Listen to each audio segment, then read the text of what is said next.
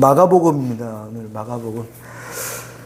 이게 성경은 하나님께서 쓰셨습니다. 네, 일단 전제부터 하는 거예요. 하나님께서 쓰셨는데 사람들을 통해서 하나님께서 그 사람의 삶의 어떤 배경, 그걸 그대로 인정하시고 그 사람의 특징까지 그대로 받아들이시고 그것을 이용해서 하나님 하시는 말씀을 완벽하게 하시는 분이세요.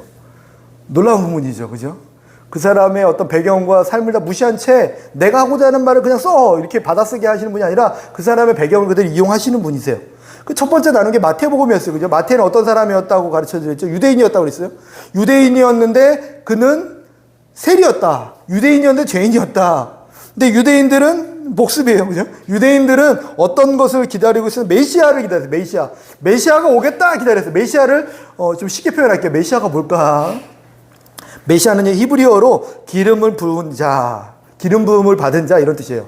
기름 부음을 받은 자, 그리고 헬라어로 그리스도란 뜻이에요. 우리가 예수 그리스도 하죠. 기름 부음을 받은 자 같은 말이에요. 헬라어로는 그리스도, 또 구약 히브리어는 메시아. 메시아를 기다렸단 말이에요. 기름 부음 받은 자라는 뜻이 무엇이냐면 기름 부음이 어떤 사람들에게 임했는지가 중요해요. 왕에게 임했어요. 그리고 두 번째 기름 부음 누구에게 임한? 제사장에게 임했어요. 하나님의 제사장에게 임한 거고 또 선지자에게 임했어요. 하나님의 말씀을 대언하라 하는 사람들에게. 그러니까 이스라엘 백성들에게 어떤 사람을 기대했냐면 이스라엘 자손들은 누굴 기대했냐면 왕 같은 자가 와서 우리를 구원해 주길 기다렸고 제사장 같은 자가 오길 구원했고 선지자 같은 자가 오길 기다렸다는 거예요. 그 메시아를 계속 기다린 거예요. 언제 왕이 와서 우리를 살려줄까? 그죠? 언제 제사장이 와서 우리를 구원해 줄까? 언제 선지자가 와서 우리를 구원해 줄까? 선지자가 됐든 제사장이 됐든 왕이 됐든 누군가 기름 부은 자가 하나님께서 보내시는 자가 와서 지금 우리 로마의 식민지의 삶에서 좀 벗어나게 해주고 우리의 삶을 좀 바꿔주고 우리의 문제를 해결해주고 우리의 어려운 삶을 회복해주길 원했죠.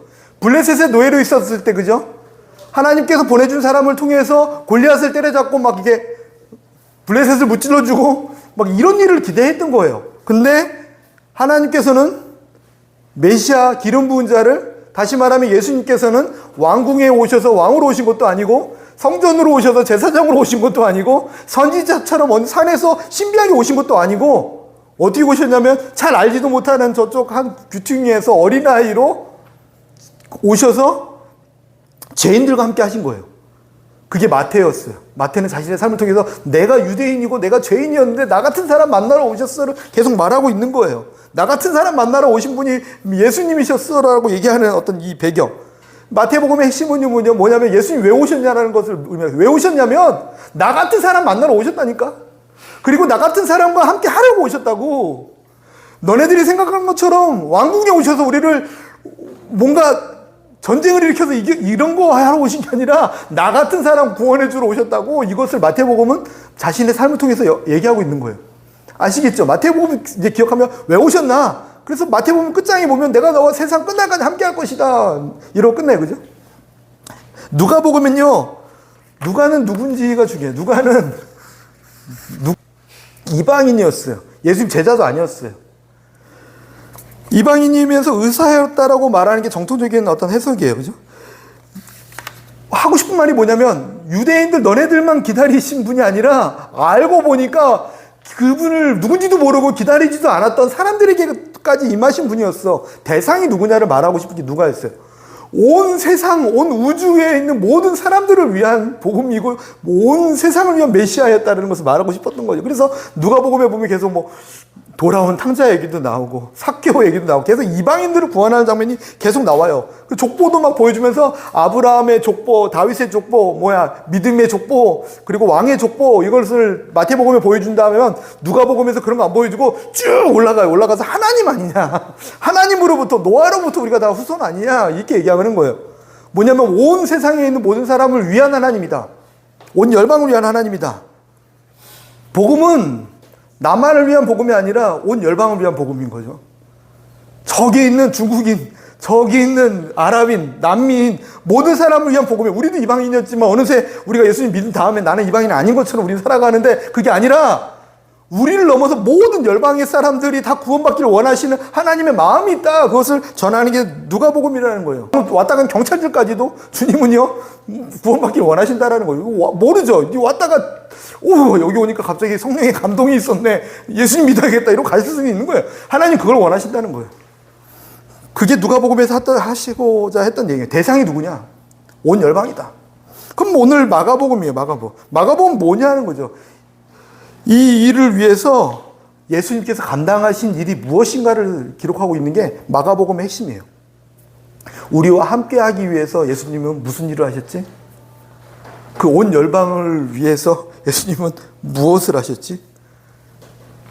무슨 일을 하셨겠습니까? 근데 오늘 15장 30절에 보면요 이런 얘기를 해요. 사람들이 너가 정말 메시아이고 하나님이면 좀 내려와 봐라 막 이렇게 얘기해요. 그리고 심지어는 지금 엘리 엘리 라마 사박다니 그러니까 어찌하여 나를 버리십니까? 하나님께 왜 나 버리셨습니까? 기도하고 있는 찰나에 사람들은 뭐라고 수군대고 있냐면 엘리야 부르나 봐. 뭔가 기적이 일어나 봐. 뭔가 누군가 불러서 이제 십자가에서 뭔가 드디어 뭐 하나 이벤트가 나올 것 같아. 막 기대하는 거예요. 뭔가 이벤트가 나올 것 같아 기대를 막 하고 있는 건데 그런 일은 일어나지 않아요. 예수님은 마가복음에서 계속 하셨던 얘기가 뭐냐면 나는 구원하기 위해서 너희들과 함께하기 위해서 뭘 했냐면 마가복음 10장 45절에 인자가 온 것은 섬김을 받으려 함이 아니라 도리어 섬기려 하고 자기 목숨을 많은 사람의 대속물로 주려 함이니라 기록하고 있어요. 나는 섬기려 하고 나의 몸을 대속물로 주려고 왔어. 나의 목적은 이거야. 너희들이 기대하는 거와 달라를 계속 얘기하고 있어요. 근데 이 장면에서도 그렇죠. 무엇을 사람들이 기대했습니까? 뭔가 내려와 봐서 십자가에서 내려오거나 무슨 기적이 막 쫙쫙 벌어지거나 막 이런 거 일어나길 바랬는데 그런 게 일어나는 게 아니라 그냥 묵묵히 십자가에 달려 죽으시는 거예요. 그럴 때 마지막 백부장이 이런 얘기를 해요. 정말 그는 하나님의 아들이었다. 하나님의 아들이었다를 증명하는 방법이 무엇이었냐면 그냥 십자가로 가서 죽는 거였어요. 무슨 기적을 베풀어서가 아니라 예수님이 하신 일이 하나님의 아들이고 그 하나님 보내신 일을 잘 감당한 것이라는 증명이 어디서 나타났냐면 그냥 십자가에 달려 죽으실 때 완성됐다라는 거예요. 마귀의 시험도 그렇잖아요. 이게 마귀가 예수님을 시험했던 그 세 가지 시험. 그 중에 핵심어가 뭡니까? 너가 정말 하나님의 아들이거든. 너가 정말 하나님의 아들이거든. 지금 우리 식의 표현을 해볼까요? 너가 정말 신앙생활 잘한다고 생각하면 뭔가 보여줘봐라고 말하고 있는 거예요. 너가 정말 하나님의 백성이니? 하나님의 자녀니? 아니 목사니? 그죠? 30년 40년 신앙생활 한 거 맞니? 그러면 보여줘봐 뭔가. 먹고 사는 것 때문에 힘들지. 돌을 떡으로 좀 만들어봐. 한번 보여줘야 되나? 이거 보여줘야지 내가 하나님의 아들임을 증명할 수 있는 기회인가? 예수님 그러지 않았다는 거예요. 증명할 필요가 없었죠. 그것으로 내가 하나님의 아들임이 증명되는 게 아니라 관계에서 형성되어 있는 건데 이미. 내가 하나님의 백성인 것을 뭔가 보여줘서가 아니라 그냥 하나님의 백성임을 보여주는 방법은 예수님처럼 십자가로 묵묵히 걸어가서 그 길을 살아날 때 드러나는 건데 굳이 보여줄 필요가 없잖아요. 뛰어내려라 그러면 그들이 천사들이 와서 받쳐주지 않겠냐. 네가 하나님의 아들이면 뛰어내려라 막 시험해요. 그렇지. 내가 하나님의 아들이면 천군 천사들을 보내서 건져주지 않을까? 아니요. 예수님은 시험하지 말라고 말해요. 시험하지 마라. 주 너의 하나님을 시험하지 말라. 우리들에게도 같은 시험이 옵니까? 정말 하나님의 백성이고 하나님을 잘 믿는다라면 지금 이 어려운 난관에서 한번 뛰어봐. 뭔가 하나님께서 받쳐주지 않겠니? 해주지 않겠니? 아니라는 거죠. 그런다고 증명되는 게 아니에요. 십자가에서 한번 내려와봐. 그럼 내가 믿어줄게. 그런다고 믿어지는 게 아니거든요. 기적을 보고 믿는 게 아니거든요. 우리의 신앙은 기적과 경험으로 믿는 게 아니에요. 그냥 그분과 관계 속에서 우리 아들, 딸에게 너네 아빠인 것을 증명해봐. 너가 니네 아빠 맞아? 증명해봐. 왜 증명하냐고 거기다 에너지를 쏟냐고요. 그냥 아빠인데 아들인데. 왜냐면 관계 안에서 서로 교제하고 있고 교통하고 있고 서로 같은 길을 걷고 닮아가니까 같은 생각을 하고 같은 마음을 품고 걸어가니까 그게 예수님께서 보여주신 일이었습니다. 첫 번째 보여주신 일이 뭐냐면 많은 일들이 있지만 오늘 읽은 말씀에서 첫 번째는요 하나님께 철저하게 버림받으신 게 예수님이 하신 일이에요. 나의 하나님 어찌하여 나를 버리셨나이까. 하나님께 버림받으셨대요. 이 기분이 어떤 건지 잘 모르겠어요. 전 버림받아본 적이 이게 없는 것 같아서. 그냥 버림받을 이유도 없죠, 우리는. 그죠? 이미 하나님께서 그 아들을 버리셨으니까. 왜요? 우리를 버리지 않기 위해서. 원래 쓸모없는 물건들은 버려버리잖아요. 썩어버린 것들을 버려버리잖아요, 우리도. 뭐 쓸모가 없으니까. 죄된 것들을 버려버려야 맞죠. 레위기에 보면요, 한 제사법 중에 하나가 아사셀이라는 제사법이 있는데, 이렇게 이스라엘 백성들의 모든 죄를 이 양 한 마리에게 다 안수해서 그를 끌고 저 멀리 광야 딱 기록하고 있어요. 전혀 마을로 다시 진영으로 돌아오지 못하는 그곳에 가서 버려두고 돌아오는 제사법. 이 모든 죄를 이렇게 정가하고 버리는 제도. 그 양이 했던 말이 이거 아닐까요? 어찌하여 나를 버리십니까? 내가 뭘 잘못했다고 나를 버리십니까? 어찌하여 나를 버리십니까? 그 양이 만약 말을 할 수 있었다면? 근데 우리 예수님께서 십자가에서 그 말씀을 똑같이 하신 거죠. 어찌하여 나를 버리십니까? 사실은 하나님을 따져 묻는 게 아니라 당신이 스스로 철저하게 버림받으셨다라는 것들의 어떤 증언이었죠. 왜요? 우리를 다시는 버리지 않기 위해서. 우리의 연약함과 허물과 우리의 부족함 때문에 우리 버리지 않는다고 약속하셔서, 심지어는 죄 때문에라도 우리가 언제든지 회개하고 돌아올 때 하나님 받아주시는 분이세요. 믿으십니까? 그 회개를 바라보고 또 이제 회개 용서해 준다는 거 바라보고 한없이 가면 안 돼. 그게 또 언제까지 될지 모르니까요. 지금 이 기회, 하나님 만날 수 있는 기회고 은혜 받을 만한 때요. 하나님의 구원함을 얻을 때지. 그 때를 또 한없이 생각하면서 막 한없이 가면 안 되는 거죠, 우리.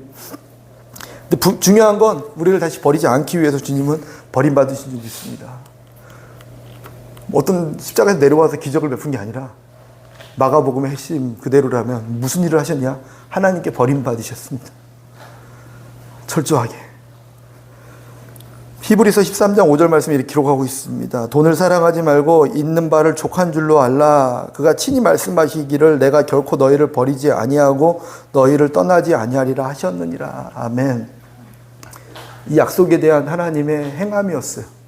그냥 내가 너를 버리지 않을게 그렇게 말씀하신다고 된 게 아니라 그것을 위해서 지난번도 얘기했죠. 하나님께서 우리에게 은혜를 주기 위해선 은혜에 대한 희생을 치르세요. 우리가 생각할 때 은혜죠. 하나님의 은혜. 근데 그건 우리 입장이고 하나님의 입장에서는요, 은혜를 주기 위해서 엄청난 희생을 치르세요. 우리를 건강하게 하시는 은혜. 우리는 예수님의 은혜 때문에 건강해집니다. 근데 그분은요, 어떤 희생을 치르시냐면 그 아들을 채찍으로 때리시고 매 때리시고 처절하게 십자가 고통을 당하게 하세요. 우리를 절대로 버리지 않는 하나님의 은혜가 있어요. 내가 너를 절대로 버리지 않는다. 그 은혜를 위해서 하나님께서 하신 희생은 뭐냐면 아들을 버리신 거예요. 엄청난 거죠. 그 은혜를 기억하면서 살아갔으면 좋겠습니다.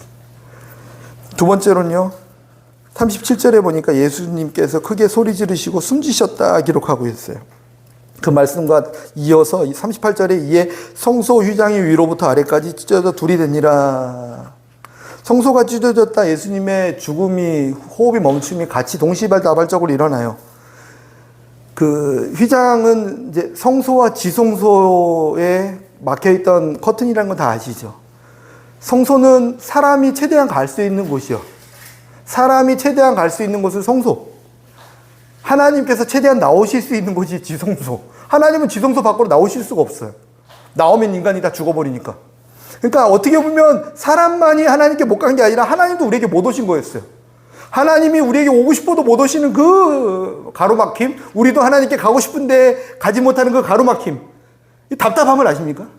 만나고 싶은데 만날 수 없는 거, 우리도 가지 못하고 그분도 오지 못하는, 하나님께서 오지 못하고 우리도 가지 못하는 그 안타까움을 하나님은 언제 해결하시냐면 예수님을 십자가에서 죽이시면서 그 일을 행하셨다는 거예요. 휘장을 찢으셨어요. 숨이 멈추자마자 그 1분 1초를 늦추지 않게 딱 멈추자마자 바로 찢어버리시는 거예요. 드디어 내가 너희들을 만날 수 있게 되었다. 하나님의 외침 아니겠습니까? 내가 너희를 만날 수 있고 너도 나에게 올 수 있고 내가 너에게도 갈 수 있고 너도 나에게 올 수 있다. 하나님의 답답하심도 좀 이해가 되십니까? 그분도 오시고 싶은데 최대한 오신 것이 어디였냐면 성전이었던 거예요. 성막을 짓기 전에는 산에 계셨을 수밖에 없고 성막에도 못 내려오시고, 근데 성막을 짓게 하신 이유도 이해가 되시죠? 왜 성막을 짓게 하셨냐면 그 안에 임하고 싶으셔서, 이스라엘 백성 가운데 같이 있고 싶으셔서, 따로 구별된 그 좁은 공간에 임하시면서라도 인간과 우리와 함께하고 싶으셔서 하나님은 그 성막을 짓게 하시고, 그 성막을 들고 이동할 때마다 하나님 같이 임하시고 함께 하시고 그런 분이셨습니다. 그분의 꿈이 무엇이었냐면 이 성막, 이 성전에서 빨리 벗어나서 우리와 늘 동행하는 삶이 되는 것. 언제든지 만날 수 있게 되는 것. 예수님의 이름으로 부르면 그분이 대답하고, 그분도 예수님의 이름으로 우리에게 다가오고, 서로 막 너무 가까이 왕래할 수 있는 어떤 이런 관계를 만들어내는 것. 그게 하나님의 꿈이셨어요. 그것을 위해서 아들을 죽이셨다니까요. 우리는 엄청난 은혜예요. 기도할 수 있는 은혜.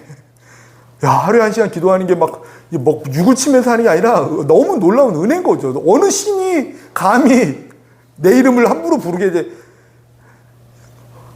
저도 말하면서도 누가 나에게 함부로 전화번호도 우리 안 주잖아요. 그죠? 아무나 전화도 못하게. 근데 하나님은요, 예수님의 이름으로 누구든지 내게 부르짖으라. 나를 찾으라 말씀하세요. 그 찾으라는요, 어디 숨어 있어서 보물찾기 하는 게 아니라 그분은 우리를 만나고 싶어서 이미 대기하고 계신 거예요. 우리가 이쪽 시선에 딴 데 시선이 막 가 있으니까 시선을 맞추지 못하니까 그분이 계신 것을, 임재한 것을 경험하지 못하는 것 뿐인 거예요. 지금 이 안에 계시고 늘 우리 안에 계시고 우리와 함께 계신데 너무 바빠요. 우리가 그분과 시선을 맞출 시간이 없어요. 생각을 함께 할 시간이 없어요. 마음을 같이 할 시간이 없어요. 심지어는 막 설교 준비하면서도 그분과 따로 있어요. 따로. 야, 내 말 전하는데 나하고 따로 하네. 그죠? 뭘 전하려고 하는 거니? 하여간 물으실 것 같아. 나랑 눈을 맞추고 마음을 맞추고 생각을 맞춰야지 뭘 하지? 이거 아닙니까? 그분은 그렇게 가까이 계세요. 왜냐하면 꿈을 이루셨으니까. 꿈이 뭡니까? 내가 너와 더불어 먹고 마시는 거. 우리 몸을 성전 삼고 막 들어가고 싶은데 예수님을 믿지 않는 사람들에게 들어갈 수가 없죠. 아직도 휘장이 해결이 안 됐으니까. 근데 예수님을 믿고 영접한 사람들에게 막 들어가고 싶은데 또 하나 장벽이, 환영하지 않으면, 우리가 그분을 존경하지 않으면요, 있어도 너무 불편한 거예요. 막 무시받는 사람들 집에 가보셨습니까? 못 가보셨죠? 갔는데 왜 오셨어요? 저 귀퉁이 앉아있어요. 짜증나. 맨날 와 우리 집에. 못 앉아있는 거예요 그분은. 근데 앉으십시오. 앉으십시오가 아니라 우리의 주인이시고 왕이십니다. 인정하고 모셔드리기 시작할 때 그분은 거기에서 군림하는 게 아니라 우리와 더불어 살아가는 놀라운 하나님의 섭리가 있는 줄 믿습니다. 이것을 위해서 하나님이 하신 일이 무엇이냐면 십자가에 달려 죽으셨습니다. 기도는요, 꿈 같은 얘기였어요. 구약시대만 해도. 감히 어떻게 기도합니까? 기름 부은 자 외에는 기도를 못한 거죠. 다시 말하면 메시아 외에는 기도를 못한 거예요. 근데 지금은 예수님을 성전 삼고 살아가는 모든 사람들이 기도할 수 있도록, 심지어는 우리가 스스로 기도하지 못할까 봐 성령님을 보내주셔서 우리 몸을 성전 삼으시고 내주하시고, 어떻게 기도할지 모를까 봐 네가 열심히 한 2-3시간 기도하면서 기도 제목 알아내고 해야지 내가 가르쳐주냐 이러지 않으시고, 말할 수 없는 탄식으로 하나님의 깊은 마음까지 통달하신 하나님께서 하나님 마음으로 우리가 기도하게끔 하신 하나님, 그 하나님이 우리의 하나님인 줄 믿습니다. 이 기적 아닙니까? 어떤 기적을 바라고 사십니까? 십자가에 잠깐 내려왔다가 정리 한번 하고 가시는 기적을 원하십니까? 아니면 이게 벼락을 쳐가지고 뭔가, 아니면은 뭘 기대하시는지 모르겠어요. 그죠? 여러분께만 얘기하는 게 아니라 저에게도 우리 이런 거 기대하지 말고 마가복음에 했던 것처럼 사람들은 그걸 기대했어요. 정말 메시아라면 한번 엘리야를 불러보든가. 그 정도면 내가 믿어줄게. 뭐 쥐가 뭔데 믿어준다 안 믿어준다래. 그렇죠? 십자가에서 한번 내려와 보던가, 살짝 내려왔다가 못 한번 싹 뺐다가 내려왔다 다시 박아보던가. 예수님은 그러지 않으시고요. 스스로 걸어갈 길을 그냥 걸어가셨어요. 십자가에 달려 죽으시고 우리와 함께 하시기 위한 하나님의 걸음을 걸어가신 줄 믿습니다. 우리가 할 수 있는 게 뭡니까? 오늘 상수형님, 하나님 우리를 위해 희생하셨는데 우리가 할 수 있는 일이 무엇이냐고 이렇게 질문을 딱 던지시더라고요. 우리가 할 수 있는 일이 뭡니까? 보면서 저도 설교의 그 내용, 우리가 할 수 있는 일이 뭐냐는 거죠. 히브리서 10장 19절 20절 말씀에 그러므로 형제들아 우리가 예수의 피를 힘입어 성소에 들어갈 담대함을 얻었나니 그 길은 우리를 위하여 휘장 가운데로 열어놓으신 새로운 살 길이요 휘장은 곧 그의 육체니라 말씀하셨는데, 우리가 열어놓은 길로 들어가는 거예요. 이렇게 들어가서 하나님 감사합니다. 그분 만나고 그분의 마음을 알고 그분께 내 마음을 드리고 그분과 교제하면서 그분이 행하신 일을 감사하면서 한 걸음 더 나아가서 그분처럼 이 땅을 우리가 살아가는 거죠. 세상에서 요구하는 것들을 따라가는 게 아니라 예수님, 그분이 원하시는 방법으로 살아가는 거죠. 그것이 하나님께서 기뻐하시는 삶인 줄 믿습니다. 저와 여러분 그런 주인공이 됐으면 좋겠어요. 마가복음, 예수님 무슨 일을 하셨나? 우리를 위해서 십자가를 감당하셨다. 그리고 기도는 이게 어렵죠. 왜 어려웠냐면요, 기도 자체가 어려운 게 아니라 기도가 큰 능력이기 때문에 그 능력을 바라지 못하게 하는 악한 원수마귀들이 우리를 방해하기 때문에 어려울 수도 있어요. 그죠? 우리가 기도하기 시작할 때, 하나님과 교제하기 시작할 때 무슨 일이 일어나겠습니까? 우리가 하나님과 가까워지기 시작할 때 생각해 보세요. 이게 마귀 입장에서 우리가 기도하기 시작할 때, 하나님과 가까워지기 시작할 때 무슨 일이 일어날까? 뭐 그 다 놀라 자빠지는 거예요. 막 사단의 권세들은 막 무력해지고 난리가 나는 거예요. 그죠? 예수님의 이름으로 귀신을 쫓아내고 막 예수님의 이름으로 한 걸음 한 걸음 걸어가기 시작할 때 하나님 나라가 세워지는 거예요. 막 난리가 나는 거예요.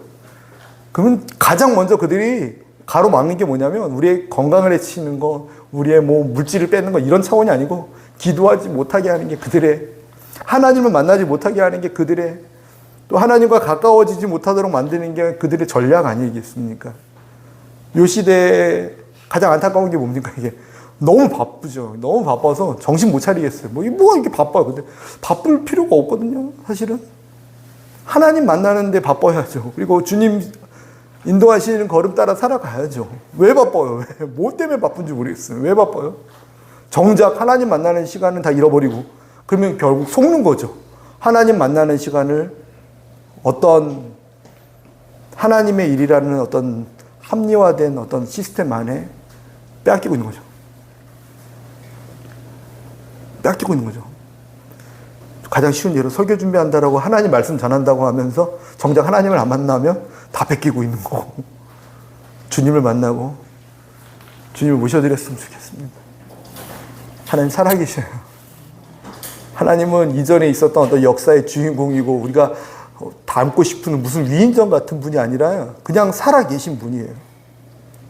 그냥 내가 너와 함께 한다. 지금도 내가 너 안에 들어갔어. 그걸 위해서 내가 뭘 했는지 아니? 그 하늘에서 인간의 모습으로 이 땅에 와서 십자가를 감당하고 너의 몸을 성전 삼고 내가 너 안에 들어갔다. 믿니? 믿으면 그것을 누리지 않겠니? 주님께서 그 일을 감당하신 줄 믿습니다. 같이 말씀도 생각하면서 기도하겠습니다. 같이 기도하겠습니다.